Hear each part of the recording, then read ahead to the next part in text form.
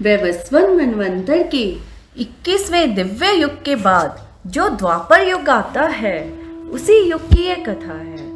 अष्ट महिषियों में प्रधान नायिका विदर्भ नंदिनी रुक्मिणी देवी भगवान श्री कृष्ण से जिज्ञासा करती हैं। उनकी गोपनीय बातों को सुनकर कृष्ण उन्हें रोहिणी माता के पास जाने को कहते हैं।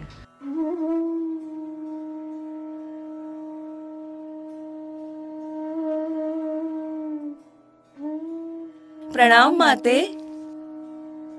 आप सब एक साथ? कुछ विशेष बात है क्या? हे माते, हम द्वारकाधीश की अत्यंत प्रिय रानियां हैं, परंतु शयन कक्ष में निद्रित अवस्था में क्रंदन करते हैं, प्रलाप करते हैं और राधिका राधिका पुकारते हैं। जिसकी चिंता प्रभु दिन रात करते हैं, वह कौन है? हे माते, हमारे स्वामी प्राणनाथ कृष्ण किसका स्मरण करते हैं? हम इतनी सेवा करने पर भी एक बार भी हमारा नामोच्चार उनके मुख से सुनने को नहीं मिलता। ललिता, विशाखा, सुबला, सुदामा, नंद महाराज, महारानी यशोदा कौन है?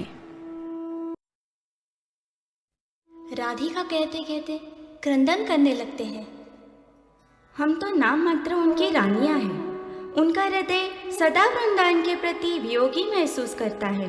यदि हम प्रिय होते तो गोपियों की तरह हमारा नाम भी पुकारते। आपने बलदेव और कृष्ण का बाल्यकाल व्रज में देखा है। ब्रजवासियों का ऐसा क्या विशेष प्रेम है, कृष्ण उन्हें भूल ही नहीं पा रहे हैं।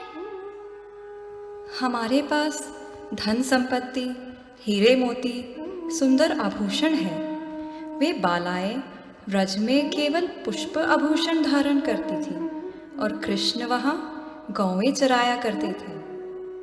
कृष्ण यहाँ एक राजा है, क्या वे यहाँ सुख का अनुभव नहीं करते? हमारा मन और हृदय इसे जानने के लिए अत्यंत व्याकुल हो रहा है। इन सब गोपनीय बातों को जानने के लिए हम अत्यंत उत्सुक हैं। हम प्रार्थना करते हैं कि हमें कृपया बताइए कि व्रज में क्या लीला हुई थी। हे रानियों, वृंदावन के निवासी कृष्ण को अपने प्राणों से भी अधिक प्रेम करते हैं। वहाँ हर चीज कृष्ण प्रेम से सजी है। गोपियां अपने पुत्र से भी अधिक कृष्ण से प्रेम करती हैं। गौएं कृष्ण को देखे बिना अपने बछड़ों को दूध तक नहीं पिलाती। वहाँ के पशु पक्षी आदि केवल कृष्ण से ही प्रेम करते हैं। वे कभी कृष्ण को भगवान नहीं मानती, अपना पुत्र सखा प्रियतम समझती हैं। और कृष्ण वहाँ कैसा वेश धारण करते थे? वे गोप वेश धारण करते हैं और सर पे सुंदर पगड़ी एवं मोर पंख धारण करते हैं। गले में वैजंती माला और अधरों पर वंशी का वादन करते हैं। वंशी वादन? जिसके मधुर भाव से ब्रजवासियों का हृदय पिघल जाता है। वे सभी अपने कार्यों को भूल जाते हैं। चर अचर प्राणी स्तंभित हो जाते हैं। और गोपियां? गोपियों का प्रेम पूर्णतः स्वार्थ रहित है। वे बाल्यकाल से ही कृष्ण को समर्पित है। वे कोई भी भौतिक लाभों की अपेक्षा नहीं करती। लेकिन सेवा तो हम भी करते हैं। उनका सेवा भाव ऐसा है कि यदि कृष्ण की सेवा में दुख भी आ रहा हो तो वो दुख नहीं बल्कि महानतम सुख का ही अनुभव करती है। आप सभी कृष्ण से भौतिक लाभ एवं विभिन्न सुविधाओं की अपेक्षा करती हैं। आप सभी का प्रेम अनेक भागों में बंटा है, परंतु गोपियों का प्रेम अखंड है। माता, अब हम और जानने के लिए उत्सुक है। हाँ, हमें भी सुनना है। तुम्हें अधिक जानना हो तो देखो, कृष्ण बलराम अंदर न आ सके। दरवाजे पे कोई खड़े हो जाओ। सुभद्रा, तुम दरवाजे पर पहरेदार के रूप में खड़ी हो जाओ। तुम्हारे बड़े भ्राता को अंदर प्रवेश मत करने देना। यदि तुम ऐसा करोगी तो हम तुम्हें अनेक सुंदर मोतियों की माला एवं पटवस्त्र देंगी।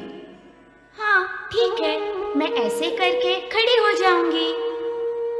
मैं आपको प्रभास में संपन्न हुए यज्ञ का वर्णन करती हूँ।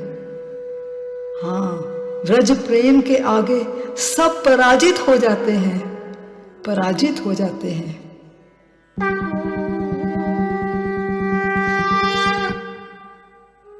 रोहिणी माता जब लीला बता रही हैं, तब नारद जी आते हैं। भगवान की इस भावावेश मूर्ति का दर्शन करते हैं।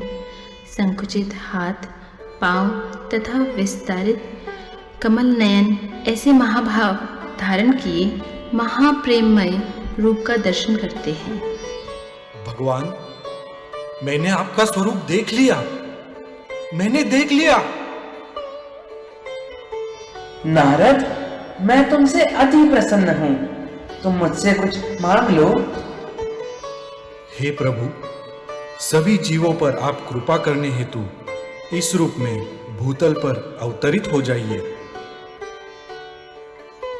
मैं इस रूप में नीलांचल में अवतरित होऊंगा। दारो ब्रह्म के रूप में दर्शन दूंगा। जो यह दर्शन पाएगा उसका हृदय शुद्ध होगा, उसकी भक्ति में वृद्धि होगी, संसार चक्र से उद्धार होगा, उन्हें नित्य धाम प्राप्त होगा। जय जगन्नाथ, जय जगन्नाथ, जय जगन्नाथ। काल चक्र चलता रहा, द्वापर युग बीत गया और कलयुग आ गया।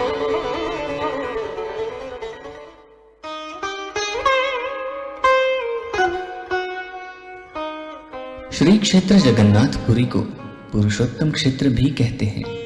परम पुरुष श्रीहरि अपने भ्राता बलभद्र, बहन सुभद्रा तथा सुदर्शन के साथ निवास करते हैं, जो ब्रह्मांड का परम पवित्र स्थान है। जगन्नाथपुरी धाम को विप्रलंब क्षेत्र भी कहा जाता है, क्योंकि जगन्नाथ जो कृष्ण ही है, राधा के विरह की पीड़ा का अनुभव कर रही हैं।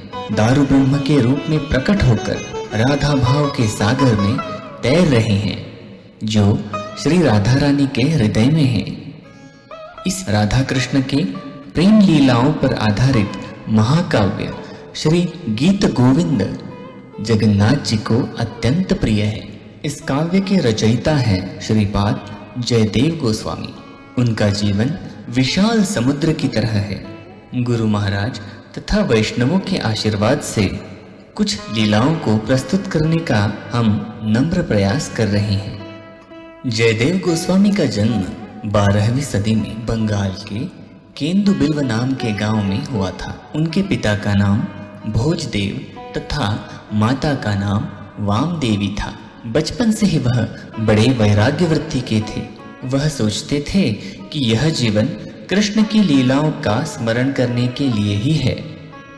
एक बार वह स्नान करने गए, तब उन्हें पानी में राधा माधव के विग्रह मिले। सेवा करने की तीव्र इच्छा है तो भगवान स्वयं ऐसी व्यवस्था कर देते हैं। हे गोविंदा हे गोपाल, केशव माधव दीन दयाल। हे गोविंदा हे गोपाल, केशव माधव दीन दयाल। दीन दयाल प्रभु तुम्हें दीन दयाल, केशव माधव दीन दयाल। हे गोविंदा हे गोपाल, केशव माधव दीन दयाल। वत्स जयदेव, मैं गंगा। प्रणाम गंगा माता। आप भगवान श्री कृष्ण के शुद्ध भक्त हैं। आपकी भक्ति में मुझ जैसे तीर्थ को आकर्षित कर दिया है। इसलिए इतने दूर नदी में स्नान के लिए जाने की कोई आवश्यकता नहीं है। मैं स्वयं तुम्हारे घर के पास जो कुआं है उसी में वास करूंगी। तुम वही स्नान कर लेना। ये तो आपका स्नेह है माते। आपकी इच्छा है तो मैं यहीं स्नान कर लूंगा। प्रणाम। श्री जयदेव जी के मन में आया, मैं अपने अंतर मन में प्रभु की लीला का दर्शन करता हूँ। क्यों न मैं उनका गान करूं और वाणी पवित्र करूं।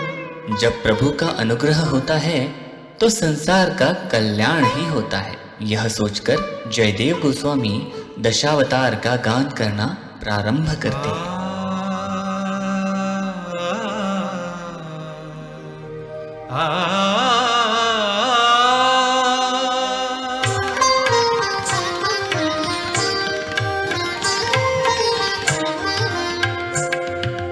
प्रलय पयोधि जले धृतवानसि वेदम् विहितवहित्र चरित्रमखेदम् केशवद्रिता मीन शरीरा केशवद्रिता मीन शरीरा जय जगदीश हरे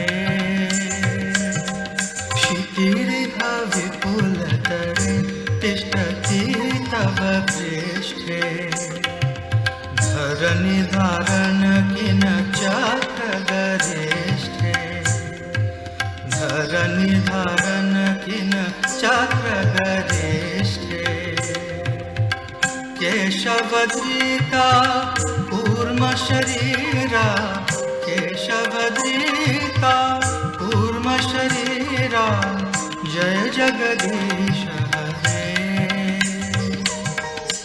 जय जगदीश हरे वसति दर्शन शिखरे धरणी तव लग्ना शशिनि कलंक कलेव निमग्ना शशिनि कलंक कलेव निमग्ना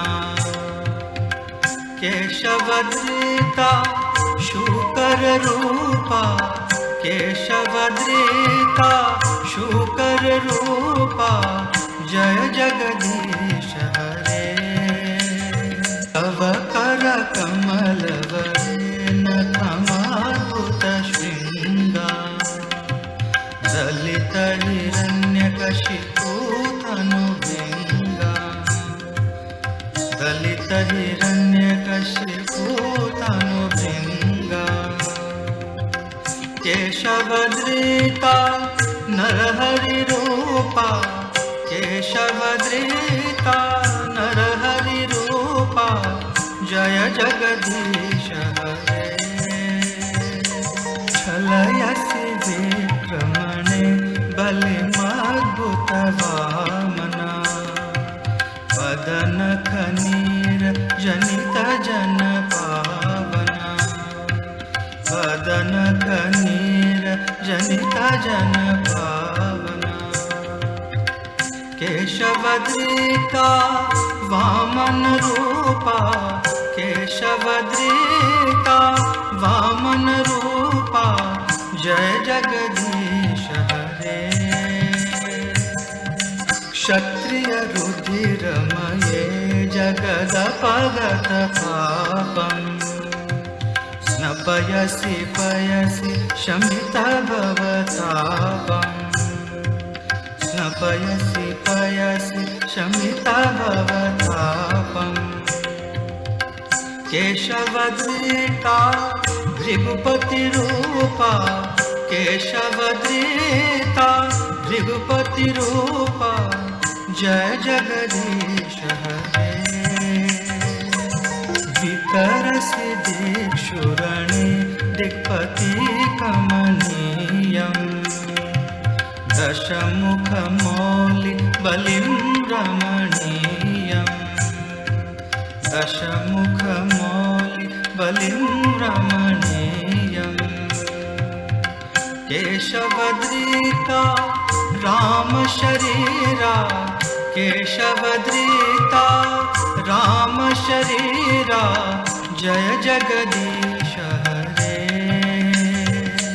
वह शिव पुषि विसरे वसनं जलदाहम् हलहति भीति मिलित यमुनाभम् हलहति भीति मिलित यमुनाभम् केशवधृता हलधर रूपा केशवधृता हलधर रूपा जय जगदीश हरे निन्दसि यज्ञ विधि अहश्रुति जातम् सदय हृदय दर्शित पशुघातम् सदय हृदय दर्शित पशुघातम् केशवधृता बुद्ध शरीरा केशवधृता बुद्ध शरीरा जय जगदीश हरे म्लेच्छ निवह निधने कलयसि करवालम् धूमकेतुमिव किमपि करालम् धूमकेतुमिव किमपि करालम् केशवधृता कल्कि शरीरा केशवधृता कल्कि शरीरा जय जगदीश हरे श्री जयदेव कवेरिदमुदितमुदारम् शृणु सुखदं शुभदं भवसारम् शृणु सुखदं शुभदं भवसारम् केशवधृता दशविधरूपा केशवधृता दशविधरूपा जय जगदीश हरे जय जगदीश हरे जय जगदीश हरे जय जगदीश हरे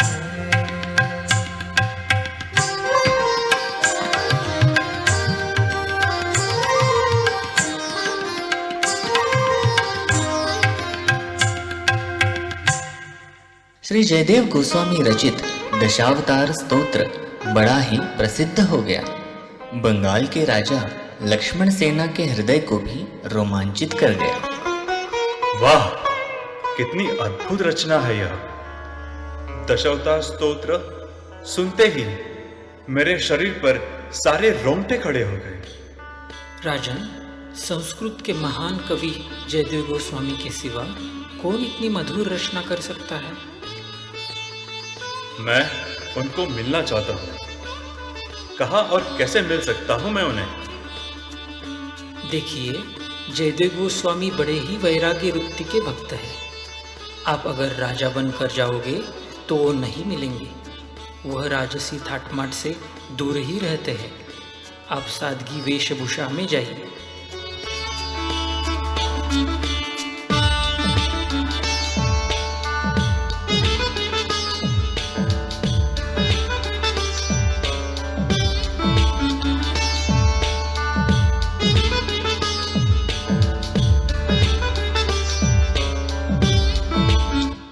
मैं यहाँ का व्यापारी हूँ। यहाँ से गुजर रहा था तो आपसे मिलने आ गया। वास्तविक में आप लगते तो राजा ही हैं। वस्त्र तो आपने सादे ही पहने हैं। हाँ, ऐसे ही एक छोटे प्रांत का राजा हूँ। मैं चाहता हूँ कि आप हमारे प्रांत आए और वहाँ दशावतार स्तोत्र गाएं।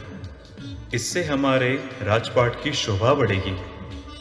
राजा, आप क्या समझते हैं? मैं लोकप्रियता के लिए गाता हूँ। आप मुझे नहीं खरीद सकते।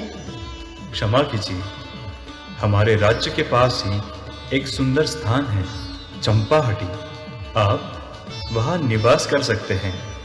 मैं वहां आकर इस मधुर गीत का श्रवण करूंगा।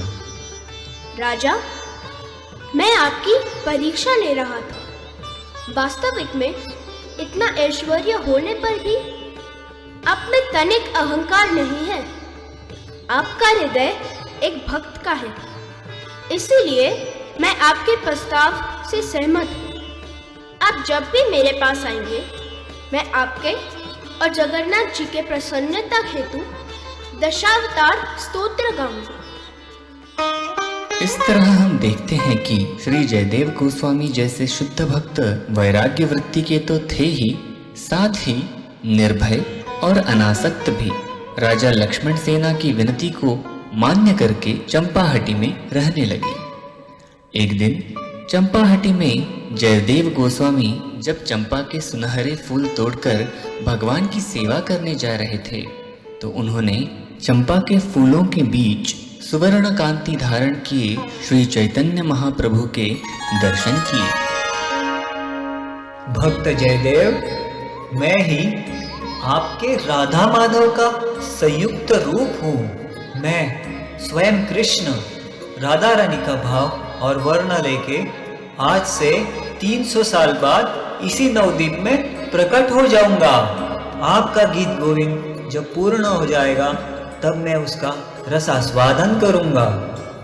मेरे प्रभु, हे गौरांगो, हे कृष्णा, आपके दर्शन मेरे हृदय को पुलकित करते हैं।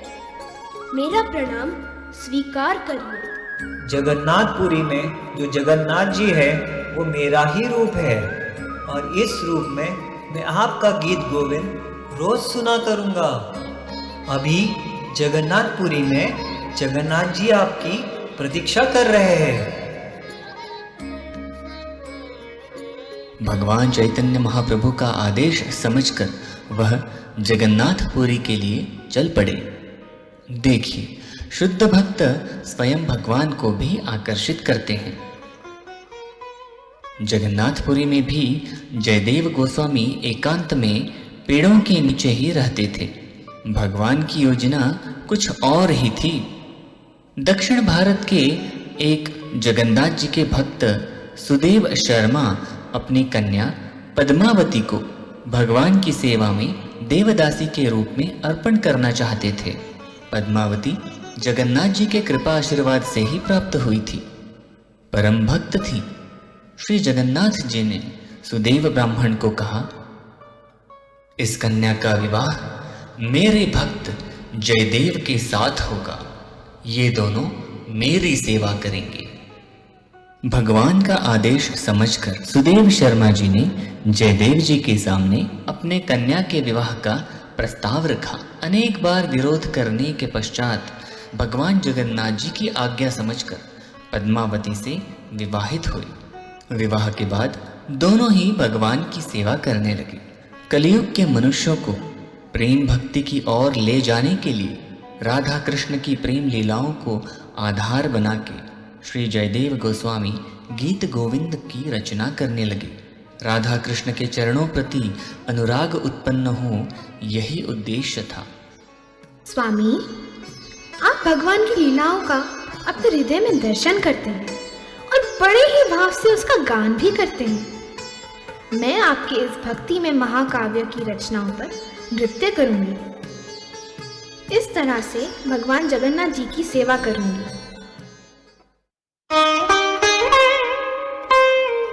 गीत गोविंद की रचना करते करते जब वह 19वीं अष्टपदी पर पहुंचते हैं, तब उन्हें एक विलक्षण भाव का अनुभव हुआ। वह सोचने लगे, इस भाव को संसार में कैसे प्रकट करूं? श्याम सुंदर विरह के भाव में है और राधा जी से प्रार्थना कर रहे हैं। मैं हृदय में दर्शन कर रहा हूँ। कृष्णा राधा जी का मान भंग करने हेतु उनके चरणों को अपने मस्तक पर धारण कर रहे हैं, परंतु भगवान के चरण तो सब भक्तों का आश्रय स्थान है।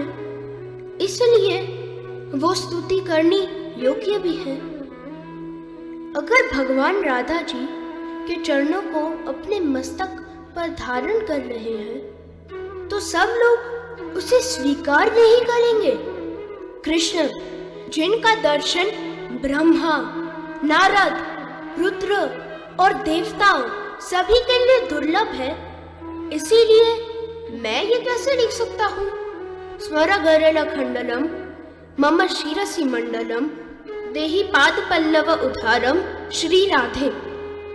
कृष्ण राधा रानी की सेवा के लिए तत्पर है, परंतु मैं कैसे लिख सकता हूँ ये? पद्मावती, मुझे जिस पद की स्फूर्ति हुई है वो लिखने में मैं बड़ा ही संकोच कर रहा हूँ।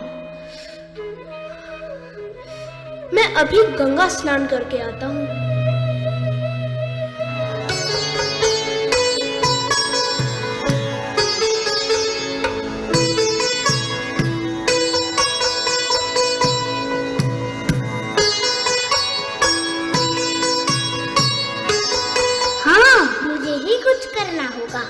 मैं स्वयं जाकर लिख देता हूँ, पर मैं भक्त जयदेव बनकर जाऊंगा।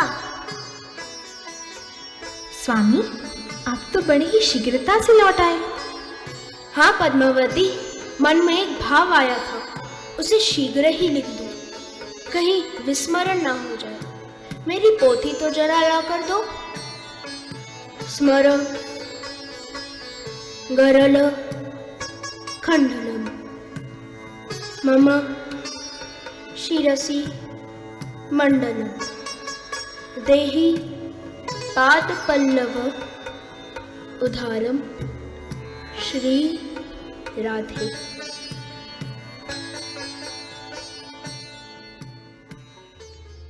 पद्मावती, मुझे बड़ी भूख लगी है।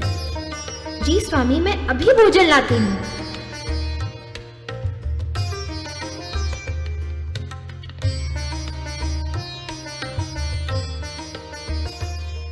पद्मावती, भोजन तो बड़ा ही स्वादिष्ट था। तुम बड़े ही समर्पण से सेवा करती हो। मैं अभी आता हूँ। प्रसाद पाकर और पद को स्वयं के हाथ से लिखकर भगवान कृष्ण चले जाते हैं और अभी असली जयदेव गोस्वामी आते हैं। अरे, ये तो बड़ी ही विचित्र बात है। ये तो मेरे पहले कभी भी भोजन नहीं पाती थी। शायद मुझे ही आने में विलंब हो गया, परंतु किसी भी स्थिति में वो मेरे पहले भोजन नहीं पाती। पद्मावती, आज इतनी भूख लग गई कि मेरे पहले ही भोजन पा लिया। कैसी बातें कर रहे हैं प्रभु? आप गए थे और आप जल्दी ही लौट आए थे। आपने मुझसे गीत गोविंद की पोथी भी तो मांगी थी, फिर आपने वहां बैठ के कुछ लिखा भी था। देखो देखो, आपके गले में जो माला थी उसके फूल भी तो गिरे हैं। और फिर आपने भोजन भी मांगा था। आपको बड़ी भूख लगी थी। आप यहाँ बैठे थे और आपने प्रसाद पाया, और यही थाली में मैं प्रसाद पाने जा रही थी। मैं आया था और मैंने पोथी मांगी थी। क्या मैंने लिखा? आपने तो कहा था कि आपको जिस भाव की स्फूर्ति हुई है, अगर उसे लिखना दूं तो विस्मरण हो जाएगा। मैं तो संकोच में था, इसीलिए मैं तो गंगा स्नान करने चला गया था। जरा देखूं तो क्या लिखा है। स्मर गरल खंडलम मम शिरसि। पद्मावती, देखो तो कितनी सुंदर लिखावट है।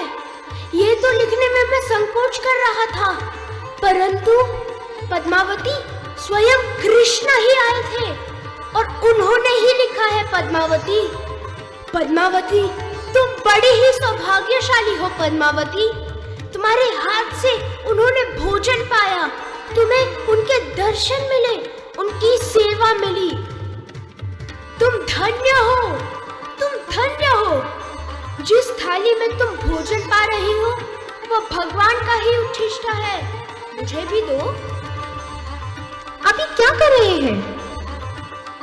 इतनी शुद्ध भक्त हो, मैं गीत गोविंद लिखता हूँ, तुम मेरी सेवा करती हो, सहायता करती हो, इसलिए कृष्ण तुम्हारे पास आए।